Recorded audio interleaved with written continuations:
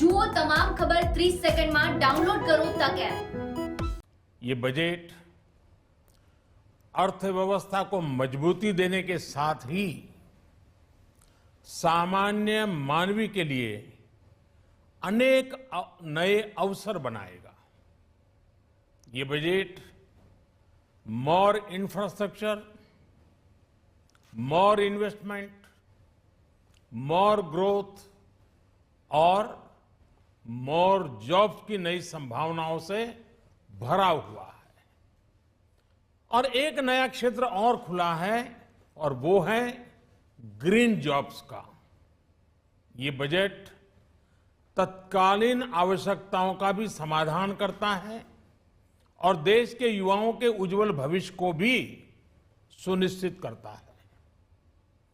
ये पिछले कुछ घंटों से देख रहा हूं जिस प्रकार से इस बजट का हर क्षेत्र में स्वागत हुआ है, सामान्य मानवी की जो सकारात्मक प्रतिक्रिया आई है उसने जनता जनार्दन की सेवा का हमारा उत्साह अनेक गुना बढ़ा दिया है।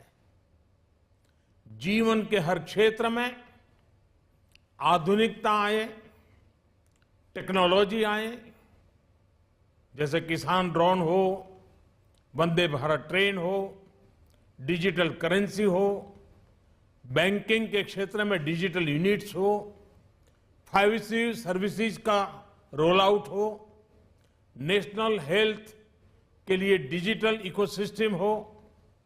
इनका लाभ हमारे युवा, हमारे मध्यम वर्ग, गरीब, दलित, पिछड़े, ये सभी वर्गों को मिलेगा। इस बजट का एक महत्वपूर्ण पहलू है गरीब का कल्याण। हर गरीब के पास पक्का घर हो, नल से जल आता हो, उसके पास शौचालय हो, गैस की सुविधा हो, इन सभी पर विशेष ध्यान दिया गया है। इसके साथ ही आधुनिक इंटरनेट कनेक्टिविटी पर भी उतना ही जोर है। जो भारत के पहाड़ी क्षेत्र हैं, हिमालय का पूरा पट्टा, जहां जीवन आसान बने, वहां से पलायन ना हो, इसे ध्यान में रखते हुए भी नई घोषणा की गई है। हिमाचल, उत्तराखंड, जम्मू कश्मीर, नॉर्थ ईस्ट ऐसे क्षेत्रों के लिए पहली बार देश में पर्वतमाला योजना शुरू की जा रही है। ये योजना पहाड़ों पर ट्रांसपोर्टेशन और कनेक्टिविटी की आधुनिक व्यवस्था का निर्माण करेगी और इससे हमारे देश के जो सीमावर्ती गांव है, बॉर्डर के गांव है, जिसका वाइब्रेंट होना जरूरी है, जो देश की सिक्योरिटी के लिए भी आवश्यकता है, उसको भी बहुत बड़ी ताकत मिलेगी।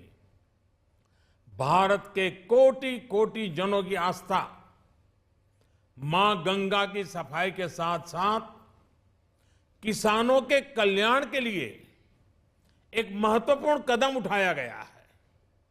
उत्तराखंड, उत्तर प्रदेश, झारखंड, बिहार, पश्चिम बंगाल, इन राज्यों में गंगा किनारे नेचुरल फार्मिंग को प्रोत्साहन दिया जाएगा। इससे मां गंगा की सफाई का जो अभियान है, उसमें मां गंगा को केमिकल मुक्त करने में भी बहुत बड़ी मदद मिलेगी। बजट के प्रावधान यह सुनिश्चित करने वाले हैं कि कृषि लाभप्रद हो, इसमें नए अवसर हो, नए एग्रीकल्चर स्टार्टअप्स को प्रोत्साहन देने के लिए विशेष फंड हो या फिर फूड प्रोसेसिंग उद्योग के लिए नया पैकेज। इससे किसानों की आय बढ़ाने में बहुत मदद मिलेगी। एमएसपी खरीद के माध्यम से किसानों के खाते में 2.25 लाख करोड़ रुपए से भी ज्यादा सीधे ट्रांसफर किए जा रहे हैं।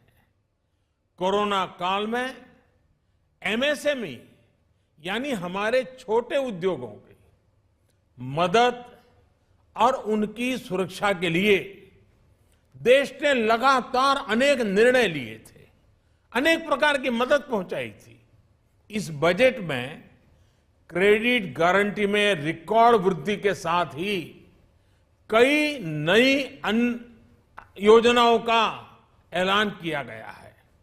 डिफेंस के कैपिटल बजट का 68% डोमेस्टिक इंडस्ट्री को रिजर्व करने का भी बड़ा लाभ भारत के एमएसएमई सेक्टर को मिलेगा। ये आत्मनिर्भरता की तरफ बहुत बड़ा मजबूत कदम है। 7.5 लाख करोड़ रुपए के पब्लिक इन्वेस्टमेंट से अर्थव्यवस्था को नई गति के साथ ही छोटे और अन्य उद्योगों के लिए नए अवसर भी बनेंगे। मैं वित्त मंत्री निर्मला जी और उनकी पूरी टीम को इस पीपल फ्रेंडली और प्रोग्रेसिव बजट के लिए बहुत बहुत बधाई देता हूं। कल भारतीय जनता पार्टी ने मुझे सुबह 11 बजे बजट और आत्मनिर्भर भारत विषय पर बात करने के लिए निमंत्रित किया है।